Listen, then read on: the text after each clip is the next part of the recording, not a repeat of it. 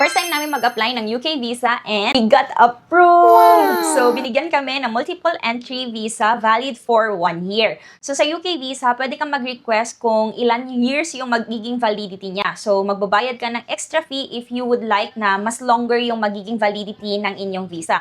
Pero kami, since first time namin, ang pinili namin yung pinakamababa lang para sakto lang din yung magiging bayad niya at hindi siya masyadong masakit sa amin if hindi kami mag-grant ng visa. Ang request namin 6 months valid lang pero binigyan kami ng 1 year which I am very thankful for. Nga ba yung mga requirements na sinubmit namin? So for context muna, ang profile namin we are business owner and then we've been to multiple countries already. Ako naka 24 countries na ako, yung asawa ko 16 countries na and then we have valid visa for Japan and US. So ano nga ba yung mga documents na sinubmit namin? Unang-una dyan will be our basic requirements. Ipa-flash ko dito sa screen yung mga basic requirements. And for the supporting documents naman, since we are business owners, ang binigay namin supporting documents are the business documents like business permits, DTI, COR, and even our ITR. So sa proof of funding namin, nagbigay kami ng bank certificate, bank statements, credit card statements. So ang ginawa namin is, nag-fill up kami ng application namin through online. Ginawa yan ng visa officer namin dito sa Wonder Trip Travel and Tours. Sinubmit niya yung mga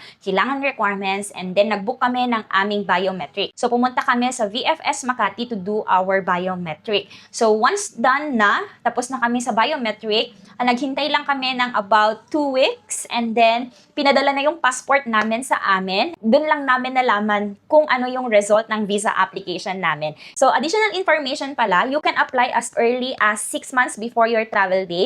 So yung travel date namin will be in November, pero as early as now, nag-apply na kami ng visa. And additional information is, you don't need to have a confirmed ticket yet to process your visa. Pwede kayong mag-avail ng mga flight reservation muna, ganun din sa hotel reservation, ganun po yung ginawa namin for our visa application. Kasi hindi namin sinasuggest na mag-book na kayo ng ticket nyo agad nang wala pa kayong visa. So that way, it's safer po para sa inyo. So if you are going to apply for a UK visa soon, tapos wala kayong idea, you can message us at Wonder Trip Travel and Tours. We will help you process your visa. So, yun lang. Follow for more visa tips.